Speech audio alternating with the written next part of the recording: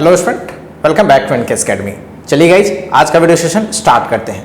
जैसा कि आपको पता है, जस्ट प्रीवियस वीडियो सेशन में हम लोगों ने म्यूचुअल इंडक्शन स्टार्ट किया था और हमने पढ़ा था कि म्यूचुअल इंडक्शन क्या है। हमने पूरी एबीसी उसकी बताई थी आपको। ध्यान देने वाली बात यह थी कि म्यूचुअल इंडक्शन और सेल्फ इंडक्शन में एक थोड़ा सा फर्क है। म्यूचुअल इंडक्शन में बगल वाली यानी नेबरिंग जो वायर होती है, क्लॉज वायर होती है, उसमें फ्लक्स इंड्यूस होती है और उसके वजह से एक ईएमएफ इंड्यूस होती है, राइट। लेकिन सेल्फ इंडक्शन में खुद में फ्लक्स चेंज होती है जिसके वजह से एक ईएमएफ इंड्यूस होती है, ठीक। जब म्यूचुअल इंडक्शन हो रहा होता है तो सेल्फ इंडक्शन भी नेचुरली हो रहा होता है, बट हम लोग उसको कंसीडर नहीं करके हम लोग म्यूचुअल वाले को कंसीडर करते हैं। तो जब हम लोग म्यूचुअल वाले को कंसीडर करते हैं तो जो फ्लक्स होती है सेकेंडरी में, याद होगा, तो phi is equal to m into I. Clear है? जहां आई प्राइमरी का, ठीक। मैंने एक चीज और बताया था कि जब सेकेंडरी में करंट फ्लो करने लगेगी उसके वजह से अगेन प्राइमरी में एक फ्लक्स इंड्यूस होगी, ठीक है, या ईएमएफ इंड्यूस होगी, ज्यादा बेटर होगा। तो कहीं ना कहीं सेकेंडरी के वजह से प्राइमरी में भी इंडक्शन हो रहा है, म्यूचुअल इंडक्शन हो रहा है वहां पे, तो उसके वजह से भी एक कोफिशिएंट्स होगी। तो जो कोफिशिएंट्स होते हैं M21 मतलब दूसरे में फर्स्ट के वजह से या पहले में सेकंड के वजह से, तो ये दोनों इक्वल होती है और उसी को हम लोग बोलते हैं प्रिंसिपल ऑफ रेसिप्रोसिटी या थ्योरम ऑफ रेसिप्रोसिटी, जो भी है।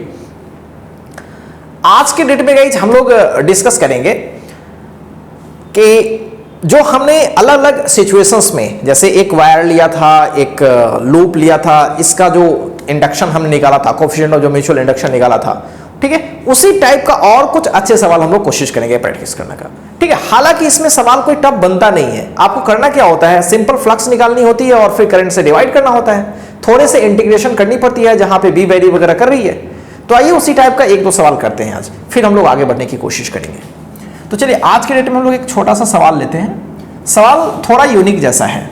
अभी तक आपने देखा था कि भाई एक में करंट फ्लो कर रही है, दूसरा कोई लूप रखा हुआ है और आपको म्यूचुअल इंडक्शन पूछ रहा है। लेकिन अब की बार जो सवाल है, मैं दो कंडक्टर ले रहा हूं, सिलिंड्रिकल कंडक्टर, एक में करंट ऊपर जा रही है और दूसरे में भी मैं करंट दे रहा हूं नीचे, ठीक है। और फिर आपसे पूछा गया कि म्यूचुअल इंडक्शन क्या होगा। म्यूचुअल इंडक्शन क्यों नहीं हो सकता? बिकॉज इसमें करंट है, उसमें करंट है, लेकिन इसके वजह से उस पर तो प्रभाव पड़ेगा या उसके वजह से इस पर प्रभाव पड़ेगा, राइट। तो हमें म्यूचुअल इंडक्शन निकालना है। तो चलिए देखिए, हमारे पास एक ऐसा सिलिंड्रिकल सिलेंडर है और इस सिलिंड्रिकल सिलेंडर की जो रेडियस है वो मान लेते हैं स्मॉल है, और बगल में ही एक और सिलिंड्रिकल कंडक्टर है, इसकी भी रेडियस मान लेता हूं a, बस आइडेंटिकल साइज का मैं मानता हूं।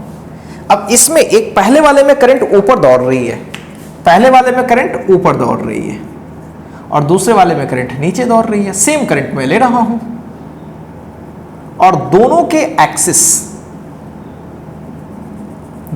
एक्सिस के बीच का डिस्टेंस d है, राइट, ठीक है। और इसके बीच का जो रीजन है, ठीक है, वो ओपन है। अब आपसे पूछा गया है कि बताइए इन दोनों भी वायर के बीच का जो म्यूचुअल इंडक्शन होगा वो क्या होगा। Find coefficient of mutual induction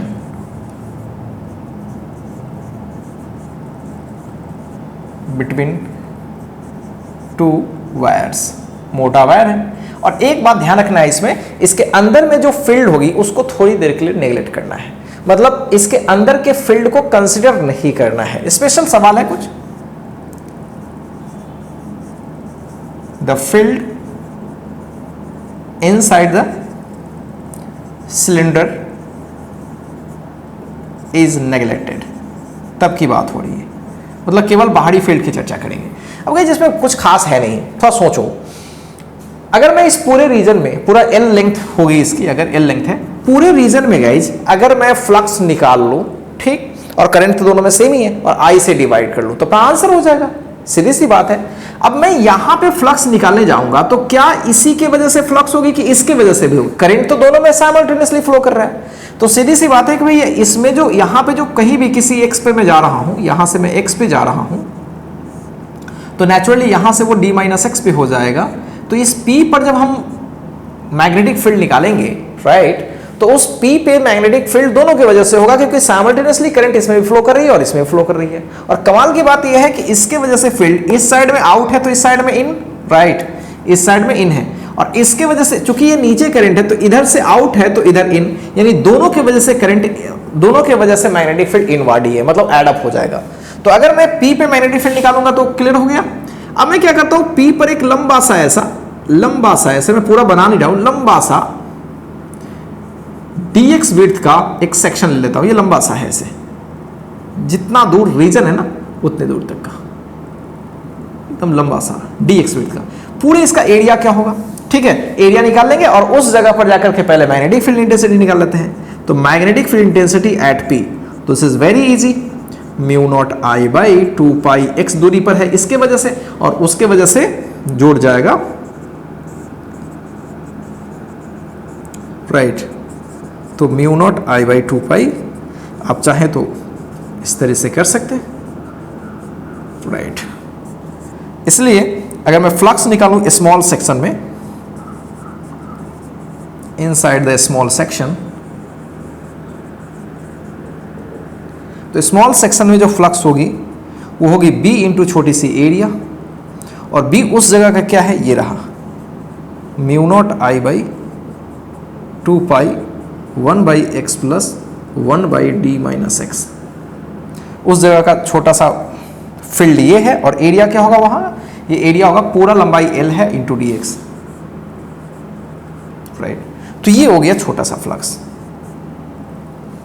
clear है। तो ये छोटा सा जैसे ही हमने फ्लक्स निकाल लिया, अब क्या करना है, इंटीग्रेट कर लेना है इस जगह से इस जगह। अब बोलोगे सर इस जगह से इस जगह क्यों, देखिए गाइस मैंने यहां पे बोला है कि the field inside the cylinder is neglected, तो फील्ड यहां तो है नहीं और यहां तो है नहीं, तो हमें इसके इस सरफेस से यहां पे जाना पड़ेगा, खूब क्लियर है। तो चलिए अब यहां कौन सा डिस्टेंस होगा, मतलब ये कौन सा लोकेशन है, तो x पे सोचना पड़ेगा, हम तो दौड़ x पे रहे, तो यहां से यहां दौड़ेंगे तो x क्या है, सोचो x तो a है, लेकिन जब हम यहीं से यहां रहेंगे, यहां पे जाएंगे, जब हम यहां से यहां जाएंगे तो ये क्या होगा, सोचिए यहां से पूरा दूरी d है, तो d में से कितना कम है ये a, तो d माइनस a हो जाएगी। तो अपन को इस सरफेस से, इस सरफेस का मतलब a से अपन को यहां तक जाना है, मतलब d माइनस a तक जाना है, ठीक है। सो टोटल फ्लक्स निकाल लेते हैं, इंटीग्रेशन करते हैं सिंपल, तो this is mu not I by 2 pi and finally integration करेंगे फाइनली, तो ये integration 1 by x plus 1 by d minus x, L को बाहर कर लेते हैं और d x from A to d minus a, clear है।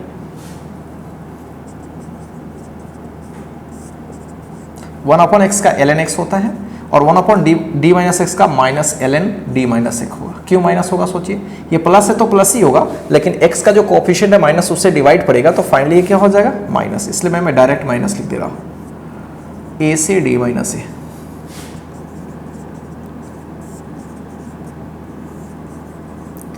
x by d minus x होगा, प्रॉपर्टी अगर यूज करते हैं तो a से d माइनस ए, अपर लिमिट लोअर लिमिट फटाफट डालते हैं, अपर लिमिट d माइनस ए, यहाँ पे d माइनस है तो a बचेगा फाइनली, माइनस ln a डालते हैं तो ऊपर a नीचे d माइनस ए, यहाँ पे देख सकते हो माइनस है, डिवाइड पड़ेगा, डिवाइड होगा तो क्या होगा देखिए,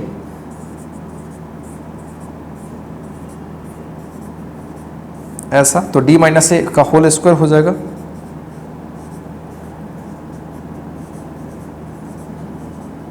और नीचे a का होल स्क्वायर हो जाएगा, ये 2 पीछे आ जाएगा, 2 से 2 कैंसिल हो जाएगा, तो टोटल फ्लक्स अपना क्या हो गया mu not I L by pi ln।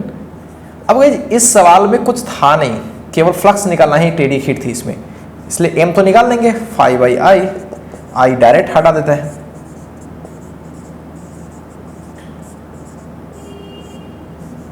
Answer. अब मैं इस सवाल को किया इसलिए क्योंकि ऐसे सवाल को देख करके बच्चों को डर लगता है, सोचते हैं कोई हाई लेवल की इसमें कंसेप्ट इन्वॉल्व है, बल्कि कुछ भी नहीं, आप अटेम्प्ट कर सकते हो, ठीक है गाइस। अब इस तरह से कोई भी सवाल बनेगा तो आप आराम से निकाल सकते हो, इसमें कुछ भी शक नहीं होना चाहिए आपको। चलिए पहले आप इसको कॉपी कीजिए और एक और बेहतरीन सवाल मैं आपको बताता हूं, उसमें जनरली बच्चों का बड़ा कंफ्यूजन होता है। पहले मैं उस सवाल को यहां पे लिखूंगा और फिर उस सवाल को मैं डील करने की कोशिश करूंगा, ठीक है। चलिए पहले इसको आप कॉपी कीजिए। चलिए स्टूडेंट आगे बढ़ते हैं और जिस सवाल के बारे में अपन बात कर रहे थे उस सवाल को मैंने यहां पे लिख रखा है, ठीक है। Consider the situation of two concentric coplanar coils, ठीक है। मैंने फोटो बनाया नहीं है, मैं बना देता हूं।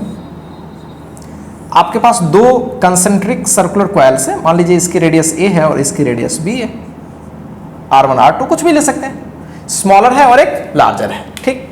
So consider the situation of two concentric coplanar coils, एक करंट I इक्वल्स 60, कुछ भी हो सकता है, 60 60 स्क्वायर 60 कुछ भी ऐसी नॉर्मल सा दे दिया, flows in the smaller loop. ध्यान रहे किस में करंट फ्लो कर रही है, स्मॉलर लूप में करंट फ्लो कर रही है। कितनी करंट फ्लो कर रही है, तो I इक्वल्स 60। आगे बढ़ते हैं, find the mutual induction of two coils. अब इन दोनों कॉइल के बीच म्यूचुअल इंडक्शन निकालिए। अब बच्चों के साथ समस्या क्या होती है, ध्यान से सुनना। जनरली बच्चे समझते हैं कि सर इसमें अगर हम लोग निकाल पा रहे हैं, इसमें अगर हम करंट दे पा रहे हैं, तो सर इसमें म्यूचुअल इंडक्शन कुछ अच्छा नहीं लग रहा है।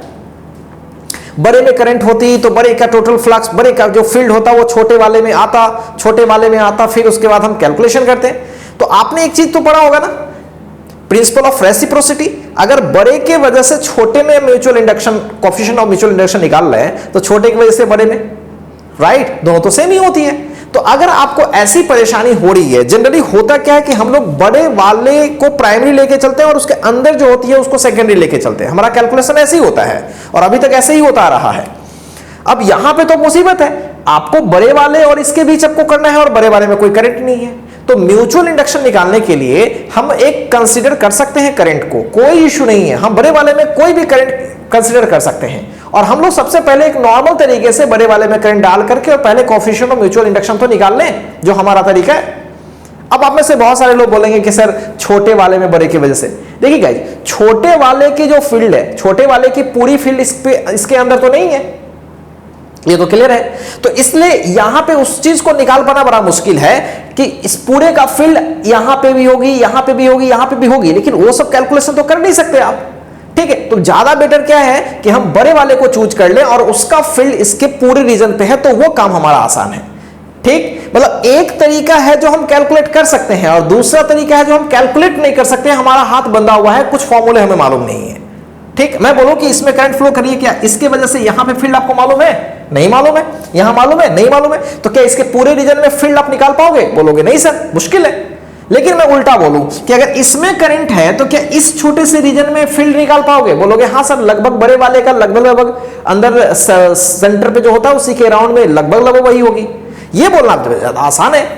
हालांकि अगर किसी के पास उतना मेथड हो, अगर वो तरीके मालूम हो जाएगा, सारे जगह का सब कुछ मालूम हो जाए, तो निकालेगा छोटे की वजह से बड़े का तो सेम ही आएगा, प्रिंसिपल ऑफ रेसिप्रोसिटी से सेम ही आएगी। ये कंफ्यूजन होता है बच्चों को इसमें कि करंट छोटे वाले में दे रखा है, बड़े वाले में पूछा गया है, कैसे होगा भाई कि छोटे वाले का टोटल फ्लक्स तो पूरे में इंटर ही नहीं कर रहा है। इंटर तो करेगा क्योंकि इसके फील्ड यहीं पे थोड़े ना, यहां भी है, यहां भी, सब जगह है, ठीक है, और जिसे हम निकाल नहीं पाएंगे। लेकिन बड़े वाले के वजह से छोटे में तो बेहद आसानी से निकाल पाएंगे क्योंकि सब कुछ पता है। तो इसलिए क्या करते हैं, सबसे पहला काम ए निकालने का है, टू फाइंड एम। इसके लिए हम लोग अपने तरीके से यूज करेंगे, ठीक है, कोई फर्क नहीं पड़ता, जो चीजें वही आएगी। एक से कैलकुलेशन हो पा रहा है लेकिन दूसरे से नहीं। तो आई इसमें कर लिया, इसकी रेडियस बी है और इसकी रेडियस ए है, तो इसके सेंटर पे कितनी मैग्नेटिक फील्ड होगी, बड़े वाले के सेंटर पे। तो सबसे पहले magnetic field intensity at the centre, this is very easy. क्या होती है, म्यू नॉट आई जो लेट करा है टू ए की जगह पर यहां पे बी फिलहाल होगा ना, राइट। इसलिए फ्लक्स कितनी होगी, सॉरी ये तो फील्ड निकाला ना, इसलिए फ्लक्स कितनी होगी, फ्लक्स सेकेंडरी में निकाल लेते हैं, इस वाले में निकाल लेते हैं। ये क्या होगा, बी इंटू उसका एरिया, बी क्या है, mu not I by two b into pi a square, right. ये निकाल लिया फ्लक्स, इसलिए एम तो बड़ा आसान है निकालना, 5 सेकेंड में आई से डिवाइड, तो mu not pi a square by two b. तो ये एम निकाल लिया, आंसर हो गया अपना, पहला का आंसर डन।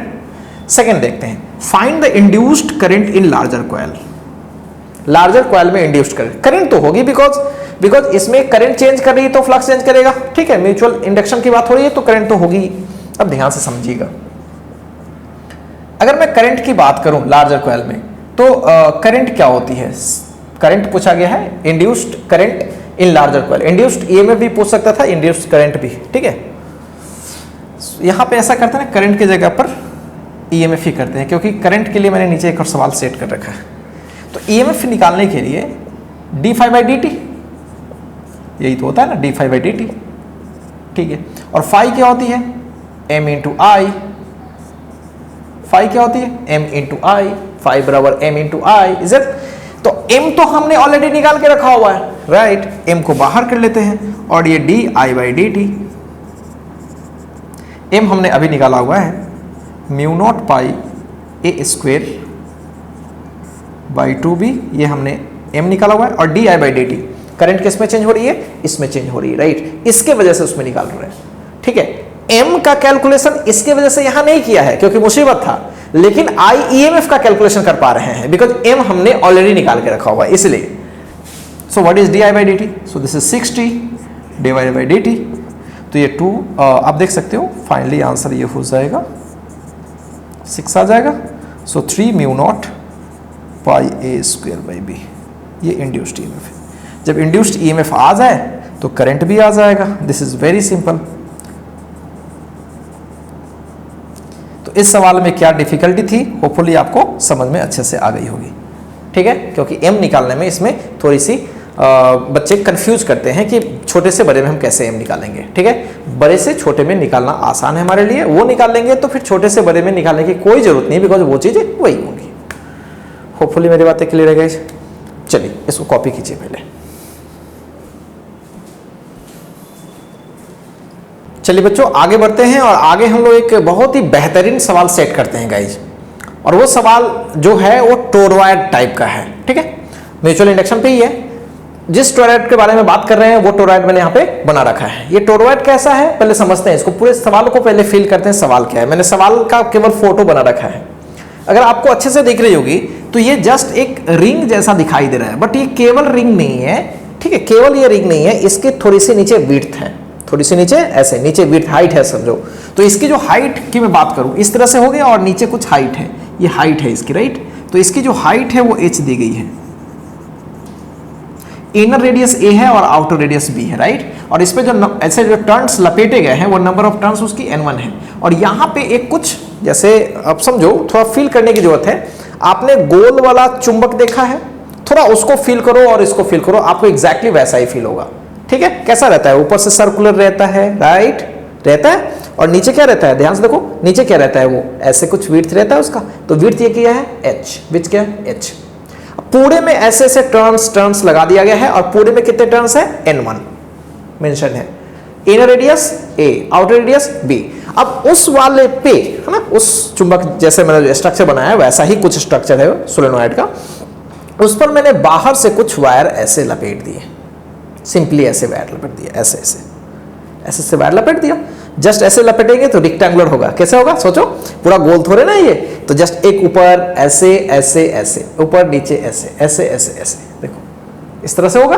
तो इसमें नंबर ऑफ टर्न्स मैंने n2 डाल दिया है। तो इसके और इसके बीच जो कोएफिशिएंट ऑफ म्यूचुअल इंडक्शन होगा उसे निकालना है, ठीक है। मैं अब ज्यादा इस पे लिख नहीं रहा हूं। Consider a toroidal system, toroid and a coil system as shown in figure. Find the coefficient of mutual induction. बहुत ही बेहतरीन सवाल है, जनरली बच्चे इस पर अटेम्प्ट नहीं कर पाते हैं, ठीक है। नॉर्मल सवालों को तो आप अटेम्प्ट करते हो, नॉर्मल सवाल में ज़्यादा कुछ होता नहीं है। अब इस सवाल को देखो कैसे अटेम्प्ट करेंगे। अब भाई सोचो, सिस्टम को बस फील करना। मैंने आपको पहले बता रखा था वो चुंबक वाला, याद करो काला वाला जो चुंबक होता है, ठीक है, कैसा स्ट्रक्चर, गोल वाला जो होता है वो कैसा स्ट्रक्चर होता है। केवल गोल नहीं रहता है वो, साथ साथ उसकी जो वाल होती है वो ऐसे ऐसे होती है, इस तरह से और कुछ विड्थ होता है, ठीक। अब हमें क्या करना है कि इस पूरे की वजह से इसके अंदर फ्लक्स निकाल लेनी है। यही तो करते हैं ना, प्राइमरी के वजह से सेकेंडरी में फ्लक्स निकालते हैं, राइट। अब इसको थोड़ा समझो, ये कैसा स्ट्रक्चर है, ठीक है। ये कुछ इस तरह का स्ट्रक्चर है, ऐसा स्ट्रक्चर है, ध्यान से देखो, कुछ इस तरह का स्ट्रक्चर है, राइट।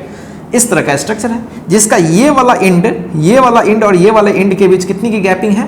एक्चुअली ये पूरा का पूरा यहां से, अगर सेंटर से मैं बात करूं तो सेंटर से बात करूं तो ये वाला कितने पे है, ए पे है, और ये वाला कितने पे है, बी पे।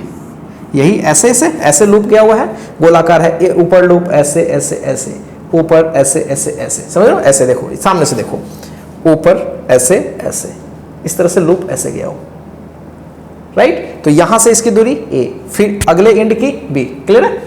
अब हमें क्या करना है कि इसमें इस एक टर्न में हमें सबसे पहले फ्लक्स निकाल लेनी है, इसमें फ्लक्स निकालनी है। कैसे फ्लक्स निकालें, तो हमें एक जनरल यहां से सेंटर से जनरल आर पे जाना पड़ेगा, और आर पे जाकर पहले क्या करनी पड़ेगी, फील्ड निकालनी पड़ेगी।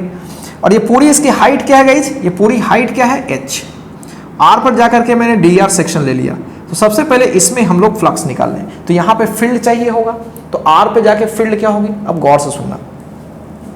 टोरॉइड का जो मैग्नेटिक फील्ड होता है वो generally mu naught small N I होता है। तो म्यू नॉट एन होता है number of turn per unit length I होती है, राइट। अब ध्यान से समझना, अगर मैं magnetic field intensity at R लिखूं तो ये mu naught number of turn n1, और मैं कहां पे गया हूं गाइज, मैं यहां से यहां किसी आर पे गया हूं, यहां किसी आर पे जाके बात हो रही है, किसी आर पर। ये समझ रहे हो कैसा है स्ट्रक्चर, मैं यहां पे गया हूं, यहां पे, मतलब ये जो देख रहे हो ये जो लूप है, इस लूप पे हम यहां से आर पे गए हैं, आर पे गए, तो आर पे गए हैं, तो उस आर पर इसकी पूरी लेंथ कितनी हो जाएगी, 2 pi R, n1 by 2 pi R, number of turns per length, ठीक। उस जगह पर जाकर के ये हो जाएगी इनटू करंट, राइट। तो ये तो हमने बी निकाल लिया। अब जब यहाँ का बी निकल गया, आर पे जाकर के जब बी निकल गया, थोड़ा फील करने की जरूरत है, ठीक है ये फील करने की जरूरत है। आप इसको बार बार देखो कि आप यहाँ से यहाँ पे नहीं हो, आप यहाँ भी नहीं हो, यह बीच में कहीं हो आर पे, राइट, आर पे। तो ये जो आर पे गए हैं, तो ये स्ट्रक्चर तो इस तरह से है, ये स्ट्रक्चर इस तरह से ऐसा सामने से देखो, ऐसे ऐसे ऐसे ऐसे है, इसको मैंने ऐसे ऐसे ऐसे बना लिया। तो सोचो ये वाला यहाँ से यहाँ कितनी दूरी होगी, ए, और बाद वाली दूरी कितनी होगी, बी। ये दिख रहा है आपको, मैंने साफ साफ यहाँ बना रखा है। जब हम लोग यहाँ से आर पे गए हैं, तो इस वाले में जो ये लूप आपको दिखाई दे रहा है ना, देखिए ये लूप ऐसे जो दिखाई दे रहा है, ऊपर गई ऐसे ऐसे, इस लूप को मैंने यहाँ से एक छोटा सेक्शन, क्योंकि ये है रेक्टेंगुलर, तो एक छोटा सा सेक्शन ले लिया। कितना नीचे होगा ये, कितना नीचे होगा, एच नीचे होगा, कितना नीचे होगा ये, एच नीचे होगा, ठीक है, एच नीचे होगा, देखिए एच नीचे। अब इसमें हम क्या करने की कोशिश कर रहे हैं, फ्लक्स निकालने की कोशिश कर रहे हैं छोटे सेक्शन में, तभी मैं यहाँ से यहाँ इंटीग्रेट करूंगा तो टोटल फ्लक्स अपना मिल जाएगा, ठीक। तो चलिए, तो बी निकाल लिया, तो क्या करें, स्मॉल फ्लक्स निकालते हैं, डायरेक्ट फ्लक्स निकालते हैं। फ्लक्स इन स्मॉल सेक्शन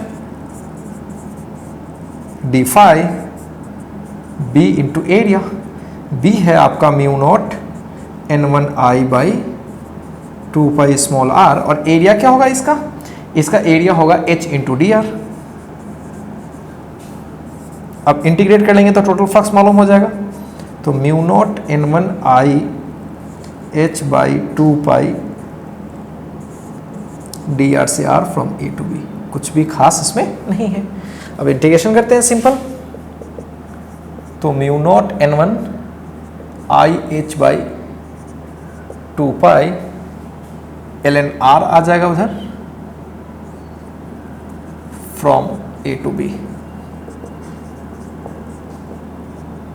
लेकिन ये जो फ्लक्स निकाल रहे हैं वो कितने टर्न्स में निकाल रहे हैं, सिंगल टर्न में, एक ही बार टोटल टर्न्स का निकाल लेते हैं। तो टोटल फ्लक्स अगर मैं निकालूं यहाँ पे ये टोटल फ्लक्स निकालूं, यहाँ पे टोटल फ्लक्स निकालता हूँ, तो यहाँ पे मैं n2 से मल्टीप्लाई कर देता हूँ, राइट, एक ही साथ हो जाएगा, बार बार समय यहाँ पे n2 से मल्टीप्लाई कर लेता हूँ, राइट।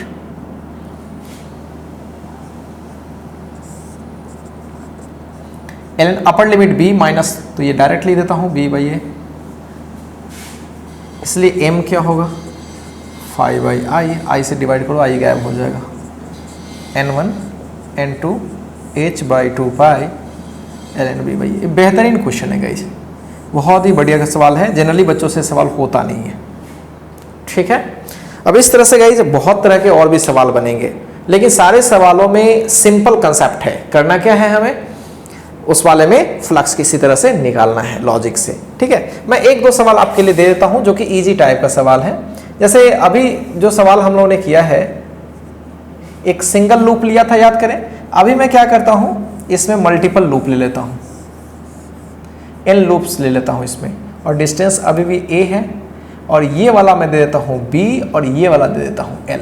अभी ये कैसा है, रेक्टेंगुलर लूप ले रहा हूं। ठीक, काम वैसे ही करेंगे जैसे x पे जाके छोटा सेक्शन लिया, इंटीग्रेशन वगैरह, नंबर ऑफ लूप से गुना हो जाएगा। तो यहां पे क्या करना है, m निकालनी है। एक सवाल और मैं दे देता हूं, ध्यान से देखिएगा। यहां पे मैं एक सर्कुलर लूप ले लेता हूं जिसके नंबर ऑफ टर्न्स n1 है, इसमें करंट ऐसे दौड़ रही है, और यहाँ इसके सेंटर से d डिस्टेंस पे एक छोटा सा लूप ले लेता हूँ। इसकी रेडियस में कैपिटल R लेता हूँ, इसकी रेडियस में स्मॉल r लेता हूँ। ठीक है, स्मॉल r लेता हूँ। अब आपसे इसके बीच का m निकालना है, बेहद आसान है, मैं हिंट करता हूँ।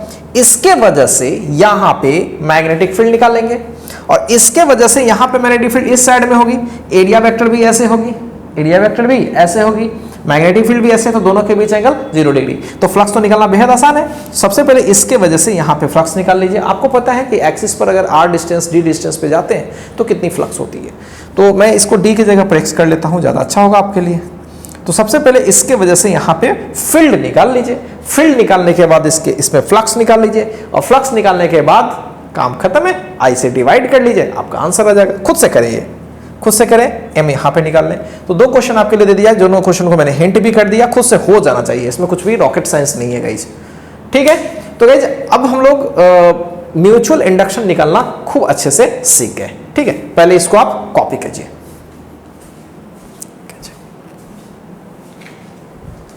चलिए बच्चों आगे बढ़ते हैं, और आगे अब हम लोग पढ़ने वाले हैं कोएफिशिएंट ऑफ कपलिंग। बेहतरीन टॉपिक है गाइज, बिल्कुल नया टॉपिक आपको मिलेगा। आपके एनसीईआरटी, आपके टेक्स्ट बुक वगैरह में ये चीजें नहीं मिलती है, जनरली ये कंपटीशन के लिए इंपॉर्टेंट होता है। तो दरअसल कपलिंग क्या होगी उसे पहले समझते हैं। हमारे पास दो कॉइल्स हैं और दोनों काफी पास पास है, मतलब इसकी फ्लक्स इसमें कंप्लीटली इंटर कर रही है ऐसा मान के चलिए, या फिर इसकी फ्लक्स इसमें कंप्लीटली इंटर कर रही है। तो दोनों कपलिंग काफी टाइट है, और हम जानने की कोशिश करेंगे कि इसके वजह से यहां पे और फिर इसके वजह से यहां पे जो म्यूचुअल इंडक्शन होता है वो दोनों सेम होता है m, और इसकी अपनी सेल्फ इंडक्शन की कोएफिशिएंट अगर L1 है और इसकी अपनी सेल्फ इंडक्शन की कोएफिशिएंट L2 है, तो L1, L2 और m में क्या कनेक्शन है, और साथ साथ हम लोग कोएफिशिएंट ऑफ कपलिंग पर भी चर्चा करेंगे। ठीक है, इसके लिए सबसे पहला काम हम लोगों को दो कॉइल कंसीडर करना पड़ेगा। तो मान लेते हैं कि हमारे पास दो कॉइल्स हैं, एक कॉइल ये है, इसकी सेल्फ इंडक्टेंस L1 है, और दूसरी कॉइल है जो काफी पास ही रखी गई है, इसकी सेल्फ इंडक्टेंस L2 है। राइट, तो कंसीडर करते हैं टू कॉइल्स। ठीक है, इसके नंबर ऑफ टर्न्स को मैं N1 ले लेता हूं और इसको N2। ये हमारा प्राइमरी की तरह बिहेव करेगा और ये हमारा सेकेंडरी की तरह बिहेव करेगा। इसमें करंट को हम लोग I1 लेते हैं और इसमें जो करंट आएगी वो I2। अब मेरे को एक चीज बताइए, अगर मैं इसकी अपनी सेल्फ इंडक्टेंस ही निकालूं, चलो अपनी सेल्फ इंडक्टेंस ही निकालूं, तो सेल्फ इंडक्टेंस निकालने का फंडा क्या होगा? आपने पढ़ा है कि टोटल फ्लक्स जो होती है, टोटल फ्लक्स, 5 टोटल लिख रहा हूं, टोटल फ्लक्स होती है L इंटू आई, राइट। तो टोटल फ्लक्स सेकेंडरी का, टोटल फ्लक्स सेकेंडरी का, तो ये L या प्राइमरी जिस किसी कॉइल का आप निकालना चाहें, तो फाई सेकेंडरी का, तो L भी सेकेंडरी का, तो I भी सेकेंडरी का। सेल्फ की बात हो रही है ना, सेकेंडरी में अपनी करंट दौड़ रही होगी, प्राइमरी में अपनी करंट दौड़ रही होगी, राइट। प्राइमरी का करेंगे तो ये फ्लक्स प्राइमरी का L1 I1 होगी, ठीक है, इसमें तो कहीं क्वेश्चन। और टोटल ये एक लूप का फ्लक्स लिख रहा हूं, तो ऐसे ऐसे अगर N1 है तो N1 इंटू ∅1, इसमें तो कोई बुराई नहीं है, ठीक है। L1 अगर हम निकाल लें तो ये हो जाएगा N1 ∅1 बाई I1, लिख सकते हैं, कोई इशू नहीं है। तो अब मैं L1 लिखूं तो क्या होगा, N1 नंबर ऑफ टर्न, ∅1, ये ∅1, राइट है, ∅1 लिख रहा हूं मैं, and this is I1। Clear है गाइस? इसमें कुछ भी खास नहीं है, बहुत ही सिंपल चीज मैं लिख रहा हूं। इसको मान लेते हैं फर्स्ट। अगर मैं L2 लिखूं, राइट, मैं क्या लिखूं L2, तो वो क्या होगा, सिमिलर होगा N2 phi2 और उसका current I2। Is it clear? अच्छे से क्लियर है? अब मेरी बात अच्छे से सुनिएगा, इसमें जो फ्लक्स आ रही है और इसमें जो फ्लक्स आ रही है, तो इसके वजह से इसमें भी तो फ्लक्स आ रही होगी और इसके वजह से तो इसमें भी फ्लक्स आ रही होगी, बिल्कुल आ रही होगी। तो अगर मैं इसके वजह से इसमें फ्लक्स निकालूं और उसके वजह से जो कोएफिशिएंट ऑफ म्यूचुअल इंडक्शन है मैं उसकी बात करूं, ध्यान से मेरी बात समझिएगा, तो इसके वजह से अगर मैं M12 निकालूं या फिर ऐसे करते हैं M21 निकालते हैं, मतलब सेकंड की म्यूचुअल इंडक्टेंस फर्स्ट के वजह से, तो M21 की बात करें तो वो क्या होगा, सबको पता है, ये होगा, फिर वैसे ही होगा total flux divided by I, total flux divided by I, बिल्कुल L है तो M में कुछ नहीं है, सब कुछ ऐसे ही होता है, बस फ्लक्स किसका होता है, खुद का होगा, नो डाउट फ्लक्स खुद का होगा सेकंड के वजह से, राइट। तो ये चीज समझनी है। तो यहां पे देखते हैं M21, तो M21 में क्या होगा N1, ठीक है, तो M2 का लिख रहे हैं, 2 का लिख रहे हैं, तो 2 का, तो 2 का टर्न N2, phi1 क्या है, phi1 खुद का phi1 नहीं लिखेंगे, 2 का लिख रहे हैं तो इसलिए phi2 ही लिख रहा हूं। लेकिन गाइज यहां पे क्या होगा, यहां पे करंट I1 होगा कि I2, सोचो, सेकेंडरी के फ्लक्स में, सेकेंडरी के टोटल फ्लक्स में हम किससे डिवाइड करते हैं, प्राइमरी के करंट से, करंट इसका क्या है I1, this is very important. अगर मैं M12 लिखूं तो जस्ट उल्टा हो जाएगा, ये हो जाएगा N1 phi1 हो जाएगा, लेकिन ये I2 हो जाएगा। देखिए इसमें करंट आ जाने की वजह से इसकी वजह से इसमें भी होगी, ठीक। तो इस चीज को अच्छे से समझिए, हालांकि वहां पे हम लोग डायरेक्ट phi by I2 लिखते थे, लेकिन यहां क्लियर खोल के लिख रहे हैं कि नंबर ऑफ टर्न्स है तो नंबर ऑफ टर्न इनटू एक टर्न का phi। होपफुली क्लियर है? अब एक चीज मुझे बताइए, क्या प्रिंसिपल ऑफ रेसिप्रोसिटी से क्या M21 इक्वल्स M12 होती है? क्या हम M के बराबर उसे बोलते हैं?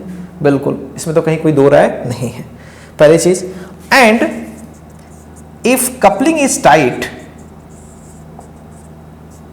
कपलिंग काफी टाइट है, तो आपको पता है कि phi1 इक्वल्स क्या होगा phi2, कंफर्म है, phi1 इक्वल्स क्या होगा phi2।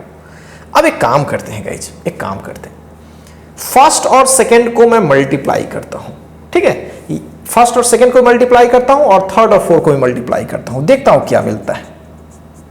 जैसे ही मल्टीप्लाई करूंगा तो L1 L2 आ जाएगा, यहां पे N1 N2 phi1 phi2 and this is I1 I2। Is it clear? और ऐसा करते हैं, इसको फाइलेट कर लेते हैं, क्योंकि कपलिंग टाइट है तो इसकी फ्लक्स उसमें और उसकी फ्लक्स इसमें इक्वल होगी। ये हो जाएगा N1, इसको मैं phi स्क्वायर लिख सकता हूं, राइट। इसको कुछ लेट कर लेता हूं, फोर्थ फिफ्थ लेट कर लेता हूं। अब मैं क्या करता हूं, किसको किसको मल्टीप्लाई किया, फर्स्ट और सेकंड को। अब हम लोग थर्ड को और 4 को मल्टीप्लाई करते हैं, देखिए क्या मिलेगा, M21 और M12,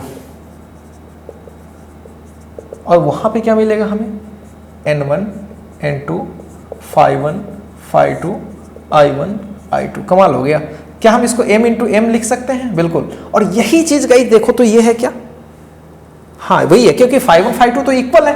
क्यों इक्वल लिख रहा है ये भी समझिए, इसके वजह से उसमें फ्लक्स जनरली कम जाता है, काफी पास हो तो लगभग पूरा जाएगा, इसलिए ऐसा कर रहे हैं। उसकी फ्लक्स, जब इसकी फ्लक्स पूरी उसमें जा रही है, काफी पास है, तो फिर उसकी फ्लक्स इसमें भी पूरी आ जाएगी। Is it clear? इसलिए ऐसा कर रहे हैं। इसलिए बार बार मैं ये बोला हूं, कपलिंग अगर टाइट है तब की बात हो रही है, ठीक है। अगर आपसे कोई बोले कि सर कपलिंग अगर टाइट नहीं है तो क्या होगा, नहीं है तो ऑब्वियसली सेकेंडरी का जो फ्लक्स होगी थोड़ी कम होगी प्राइमरी से, दैट्स इट, कुछ भी खास नहीं है। तो ये mm, अब यहां पे मैं लिख देता हूं N1 N2, this is phi square और I1 I2, और इसके जगह पर मैं क्या लिख दूंगा, ये m स्क्वायर है और ये L1 और L2 हो गया। तो इसका मतलब साफ है कि m की वैल्यू अगर हम निकालें तो L1 L2 के इक्वल होगी। तो ये कमाल का कनेक्शन मिला हमें, ये कमाल का हमें एक कनेक्शन मिला। किसके किसके बीच गाइज, ये किसके किसके बीच का कनेक्शन है, ये डेफिनेटली इस कॉइल के L1 इस कॉइल के L2, मतलब सेल्फ इंडक्टेंस जो हो रही है और दोनों के बीच जो म्यूचुअल कोएफिशिएंट ऑफ इंडक्शन हो रही है उसके बीच का ये कनेक्शन हो गया। This is very very important. लेकिन ये तो टाइट कनेक्शन है, तब अगर थोड़ी सी ढीली हो जाए तो क्या हो जाएगा, दोनों में कौन बड़ा होगा, था सोच के देखो, दोनों में कौन बड़ा होगा गाइज, सोच के देखो। ऑब्वियसली L1 और L2 तो इतना ही होगी, L1 और L2 तो इतनी ही होगी, इसमें तो कहीं कोई शक की बात नहीं है। लेकिन सोचो जरा गाइज, थोड़ा अगर ये दूर दूर हो गया, थोड़ा दूर दूर हो गया, ठीक है, तो म्यूचुअल थोड़ा दूर दूर हो गया तो म्यूचुअल क्या हो जाएगा, थोड़ा सा कम हो जाएगा। सोच के देखो, म्यूचुअल थोड़ा सा क्या हो जाएगा, कम हो जाएगा। म्यूचुअल थोड़ा सा क्या हो जाएगा गाइज, कम हो जाएगा, कहीं से कोई शक नहीं। तो M जनरली कम होगा, M जनरली क्या होगा, ऐसा होगा, ठीक है। तो ऐसा होता है गाइज, यहां पे समझना है, ये जनरली यही बड़ा होता है, जनरली क्या होता है, यही बड़ा होता है। ये इन जनरल M से बड़ा होता है L1 L2, और जब टाइट सिचुएशन होती है तो दोनों इक्वल होता है, ठीक है। तो अगर हम इसको जनरलाइज करके बातों को लिखें, ये मैंने इन जनरल लिखा है, ठीक है, इन जनरल लिखा है। M होने के लिए, M को बहुत अच्छा होने के लिए पास होना जरूरी है। थोड़ा दूर हो जाएगा तो M, थोड़ा दूर हो जाएगा तो M L से मुकाबला नहीं कर पाएगा, इसलिए मैंने इस वाले को थोड़ा दूर, थोड़ा छोटा लिख दिया। अब इन जनरल हम क्या इसको ऐसे लिख पाएंगे, M इंटू सम के L1 L2। अब बोलोगे सर कि K यहाँ क्या होगा, K 1 भी हो सकता है, हाँ 1 जब होगा तो ये आ जाएगा, और 1 से थोड़ा कम होगा, 0.5 कुछ होगा। सोचो 1 अगर थोड़ा भी 1 से थोड़ा भी कम हो जाएगा, जैसे मैं लिखा M equals 0.9 root under L1 L2, ठीक है। तो अब आप मेरे को बताओ, इससे क्या पता चल रहा है, इससे पता ये चल रहा है कि ये जो K है ना, ध्यान से समझना। अभी इसको देख के क्या लग रहा हो, कौन दोनों में बड़ा है, ध्यान से देखो, इसको देख कर ये कौन बड़ा लग रहा है। आप देखोगे तो आपको लगेगा कि सर ये, इसमें आपको थोड़ा कम से गुना करना पड़ रहा है। 1 से करते हो तो बराबर आता है, 2 से करोगे तो कभी बराबर ही नहीं आएगा वो, तो आपको कम से गुना करना पड़ रहा है, तब M के बराबर आ रहा है। मतलब L1 L2 बड़ा है तभी तो कम से गुना करना पड़ रहा है। सोचो, L1 L2 बड़ा है तभी तो कम से गुना करना पड़ रहा है। जैसे मान लो कि कोई 4 है तो उसमें कम से, मतलब 1 से कम से गुना करोगे, जैसे 1/2 से करोगे तभी तो 2 के बराबर आएगा। छोटा करने के लिए 1 से कम से गुना करना पड़ता है। तो साफ क्लियर है गाइस, साफ क्लियर है कि M इक्वल सम K इंटू L1 L2 में साफ क्लियर है कि ये K होगी ज्यादा से ज्यादा 1 होगी, नहीं तो 1 से छोटी होगी। तो हम बोल सकते हैं कि ये जो K हो रही है वो जनरली 1 से छोटी और 0 से बड़ी, और इसी K को बोलते हैं, this is the coefficient of coupling. Clear, coefficient of coupling होती है।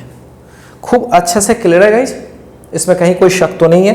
हालांकि इस K को हम लोग सेकेंडरी और प्राइमरी के टर्म में भी आंसर कर सकते हैं, सेकेंडरी और प्राइमरी के टर्म में भी आंसर कर सकते हैं।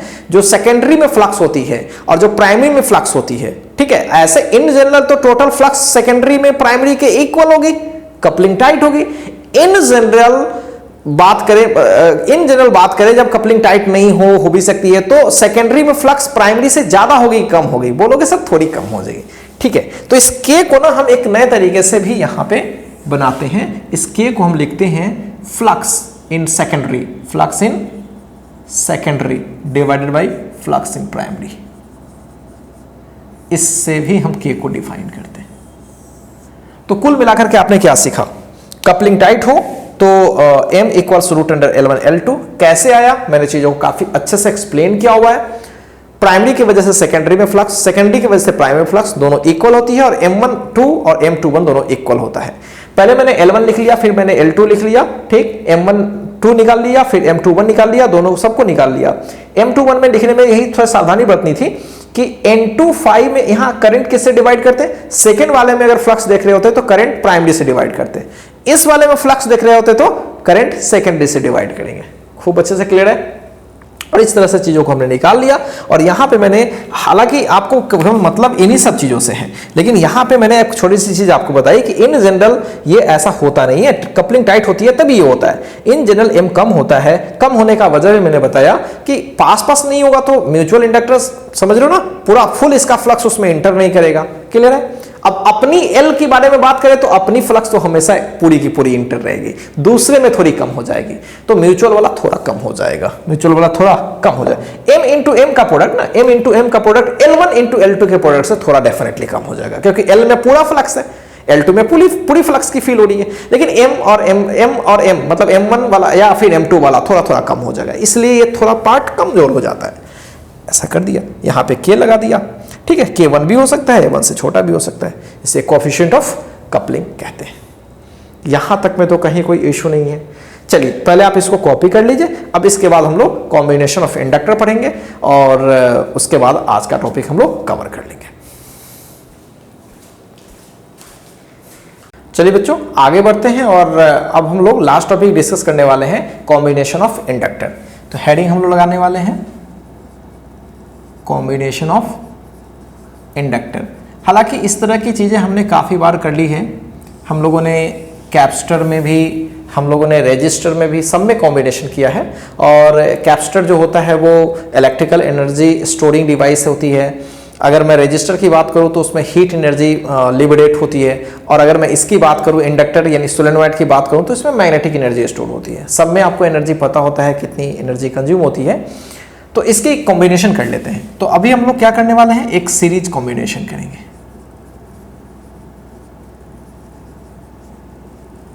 ठीक है, तो सीरीज कॉम्बिनेशन में सिंपली हमने एक इंडक्टर यहां लिया और इसे थोड़ा दूर ले लिया। अभी कपलिंग बिल्कुल टाइट नहीं ले रहे हैं, ये L1 है और ये L2 है। अब इसके जगह पर एक इक्विवेलेंट इंडक्टर लगा लिया, ठीक है। अब एक चीज देखिए, सीरीज में तो करंट सेम होती है, सीरीज में करंट क्या होती है, सेम होती है। अब मान लीजिए कि इसमें जो EMF इंड्यूस होगी E1 और इसमें EMF इंड्यूस होगी E2, और इक्विवेलेंट वाले में मान लीजिए E होगी। तो इक्विवेलेंट का मतलब इन दोनों के जगह पर सिंगल। तो सीरीज में पोटेंशियल क्या होती है, एडअप होती है। सीरीज में पोटेंशियल क्या होती है, एडअप होती है। तो ये E1 प्लस E2 हो जाएगी। और आपको पता है अगर इसकी इक्विवेलेंट L है तो इसको अगर हम लिखे तो माइनस L, इसकी अगर L है, और करंट तो सब में, अगर इसमें I है तो इसमें भी I ही होगी। इक्विवेलेंट वाले में हम सेम ही करंट देंगे, तो di/dt लिख पाएंगे। और यहाँ E1 इसका लिखेंगे तो माइनस L1 di, तो सेम ही है, सीरीज है इसलिए L2 di/dt। क्लियर है गाइस? अब सारे से di/dt हटा देते हैं माइनस के साथ, तो this is very very simple. L is equal to L1 plus L2, this is very easy. अगर मैं पैरेलल कॉम्बिनेशन करूं, ठीक है, तो इसमें क्या होगी, ऐसे होगी, राइट, पैरेलल में। अब इसकी EMF E1 है, इसकी EMF E2 है, लेकिन दोनों पैरेलल है तो E1 E2 आपस में क्या होगा, बराबर होगा। ये L1 और ये L2, इसमें करंट I दे दिया। मान लीजिए इधर करंट I1 चली गई, इधर करंट I2 चली गई, इसमें तो I ही होगी L। तो यहां पे क्या हो रहा है कि I equals I1 plus I2 तो होगी। डिफ्रेंशिएट करते हैं दोनों साइड में, di/dt करते हैं, तो di1/dt प्लस di2/dt, ये क्यों इक्वल होगी, क्लियर हो रहा है ना। I equals I1 plus I2, मतलब पूरे सिस्टम में I भेज रहे हैं लेकिन इसमें I1 जा रही है, इसमें I2, तो इक्विवेलेंट के लिए जो करंट इसमें जा रही है वही करंट इसमें देंगे। अब दोनों साइड में माइनस लगा लेते हैं,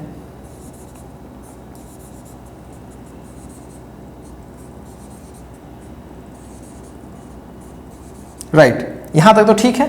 अब एक बात मेरे को बताइए, मैं E1 की बात करूं तो माइनस L di1/dt, और E2 की बात करूं तो minus L2 di2/dt। Is it clear guys? दोनों का E तो बराबर ही होगा, दोनों का E क्या होगा, बराबर ही होगा। तो अगर मैं di1/dt की बात करूं माइनस के साथ, तो क्या E/L1 होगा, बिल्कुल। माइनस फिर di2/dt की बात करूं तो क्या E/L2 होगा, बिल्कुल। इन दोनों को अगर मैं फर्स्ट में ही डाल दूं फ्रॉम फर्स्ट, तो हम देख पा रहे हैं। अच्छा, इसके लिए बात करें तो क्या होगा, इसके लिए तो बेहद आसान है। इसके लिए EMF सब पैरेलल है तो इसका E1 E2 बराबर ही होगा, और इसका भी E ही होगा। पैरेलल में सारे की पोटेंशियल डिफरेंस बराबर होती है, राइट। तो अगर मैं इसके E की बात करूं तो वो क्या होगा भाई, वो होगा E/L इक्वल्स माइनस di/dt। खूब अच्छे से क्लियर है। अब माइनस di/dt की जगह पर मैं E/L लिख सकता हूं, और माइनस यहां पे तो E/L1, फिर यहां E/L2। अगर हम देखें तो 1/L इक्वल्स 1/L1 प्लस 1। ये चीजें सिंपली याद रखना है हमें, जैसे रेजिस्टर्स वाला होता है ना, वैसा ही कुछ इसमें दिख रहा है। R equals R1 plus R2, L equals L1 plus L2, 1/L equals 1/L1 plus 1/L2। Is it clear guys? क्या ये बेहद आसान है? बिल्कुल। अब ये सारी चीजें तो हो गई, अब एक छोटी सी कंसेप्ट हम लोग को डिस्कस करनी है सीरीज में ही विशेष रूप से, कि अगर ये जो कपलिंग है अगर ये काफी टाइट हो, काफी पास पास हो, तो निश्चित रूप से इसका म्यूचुअल इंडक्शन और उसका म्यूचुअल इंडक्शन यहाँ पे बातें तो जरूर इन्वॉल्व हो जाएंगी। तो जो इसमें ईएमएफ होगी और जो इसमें जो ईएमएफ होगी वो सेल्फ के वजह से नहीं प्रोड्यूस होकर के, कुछ कुछ सेल्फ तो हो ही रही है, कुछ कुछ म्यूचुअल के वजह से भी होगी। खूब अच्छे से क्लियर है? तो उन सबको हमें कंसिडर करना पड़ेगा। तो आइए, कपलिंग जब टाइट होगी तो फिर इन दोनों में कैसे हम लोग एल इसका फाइनल निकालने की कोशिश करेंगे, राइट? पहले इसको कॉपी कीजिए। तो चलिए बच्चों आगे बढ़ते हैं, और जब कपलिंग काफी टाइट होगी तो सीरीज कॉम्बिनेशन में कैसे हम लोग हैंडल करेंगे। इफ कपलिंग इज टाइट, अब कपलिंग जब टाइट होती है तो इसमें भी दो सिचुएशंस हैं, दो सिचुएशन है। If flux into inductors support each other,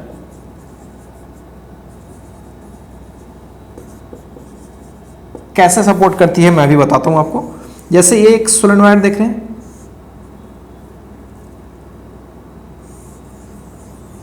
sorry Pasi में देखिए सपोर्ट करेगा, जिस डायरेक्शन में इसमें है उसी डायरेक्शन में इसमें भी है, दोनों में सेम डायरेक्शन में है, ठीक है।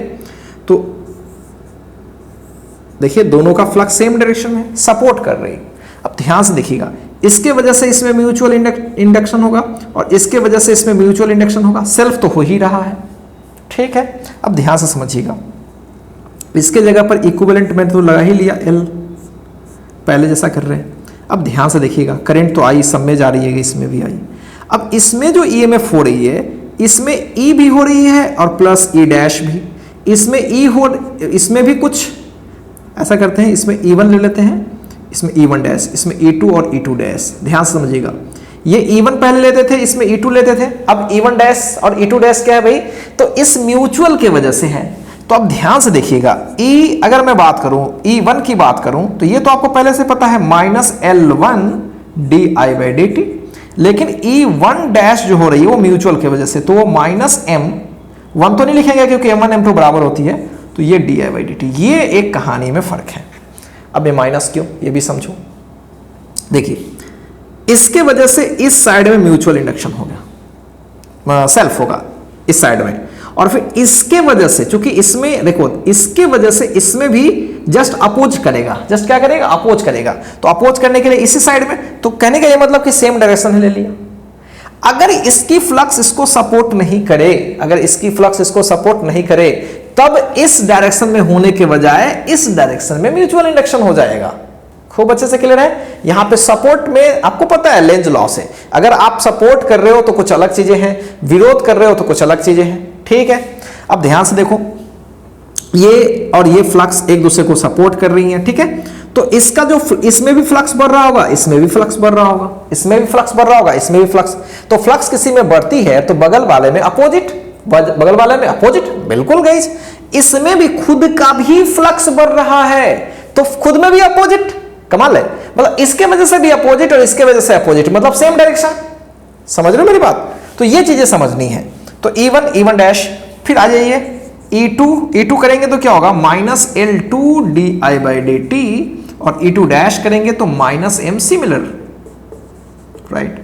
और E नेट की बात करेंगे, E नेट की बात करेंगे तो वो तो सिंगल है, इसलिए केवल -L di/dt, करंट सब में सेम है। अब यहां पे कैसे लिखेंगे भाई?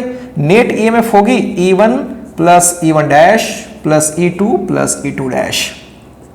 सबका लिख लेते हैं फटाफट। इसका तो खुद का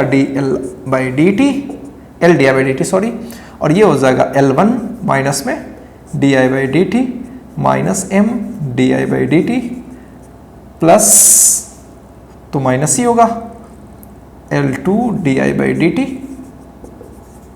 और आप देख सकते हो di/dt सारे साइड से कैंसल माइनस के साथ, तो finally L1 plus M L2 plus M, तो फाइनली L बराबर क्या हो गया? L1 plus L2 plus 2M। Support किया तब, अगर अपोज करता गया इस तो कुछ नहीं होता, बस अगर E1 इस साइड में हो रही है तो E1 डैश इस साइड में अपोजिट, तो कुछ नहीं होता, सिंपल यहां प्लस हो जाता और यहां पे क्या हो जाता? दोनों एक दूसरे का अपोज करेंगे तो प्लस हो जाता। तो सब में क्या आ जाएगा?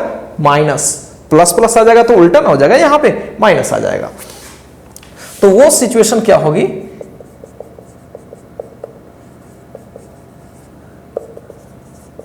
To inductors oppose. अब अपोज कैसे होगा, देखिए मैं एक ऐसा फोटो बनाता हूं जिसमें आपको लगेगा कि अपोज करेगी। अब यहां पे देखिए, इसमें करंट ऐसे जा रही है और इसमें करंट ऐसे, तो इसकी फ्लक्स देख लीजिए, और इसमें तो करंट ऐसे है, तो इस साइड में इसमें एक दूसरे को क्या कर रही है, अपोज कर रही है, ठीक है। तो इसमें अगर E1 इस साइड में हो रही है तो E1 डैश इधर, ठीक है, और इसमें E2 ऐसे हो रही है तो E2 डैश ऐसे, अपोजिट। तो साफ क्लियर है, यहां पे क्या हो जाएगा, डायरेक्ट में कर रहा हूं, ये आपको डेराइव नहीं करना है। डेराइव तो एक्चुअली कुछ भी नहीं करना है, ये दोनों चीज आप दिमाग में लेके चले। सपोर्ट के केस में प्लस कर लेंगे और अपोज के केस में म्यूचुअल वाले को माइनस कर लेंगे। क्लियर है गाइस, इतनी बातें दिमाग में आप रखेंगे इस सेल्फ इंडक्शन और म्यूचुअल इंडक्शन में। तो आज के डेट में गाइस हम लोगों ने एक बेहतरीन टॉपिक कवर कर लिया, म्यूचुअल इंडक्शन, सेल्फ इंडक्शन में कनेक्शन, और साथ साथ जो सीरीज कॉम्बिनेशन है वो भी हमने डिस्कस कर लिया। कपलिंग टाइट है तो मैंने अभी इन सारे केसेस को भी डिस्कस कर लिया। ऐसे और भी बहुत सारे केसेस हैं जो अपने आप हायर क्लासेस में पढ़ेंगे, यहां उसकी कोई जरूरत नहीं है। मिलते हैं गाइस नेक्स्ट वीडियो सेशन में, और नेक्स्ट वीडियो सेशन में हम लोग स्टार्ट करेंगे, that is very very important topic, and that is LR circuit. जैसे RC सर्किट पढ़ा था, सिमिलर यहां भी LR सर्किट है, इसमें हम लोग पूरी डिटेल चर्चा करेंगे, और वो डिटेल चर्चा जस्ट लाइक वैसी होगी जैसे RC सर्किट करते थे। ठीक है गाइस, मिलते हैं जस्ट नेक्स्ट वीडियो सेशन में।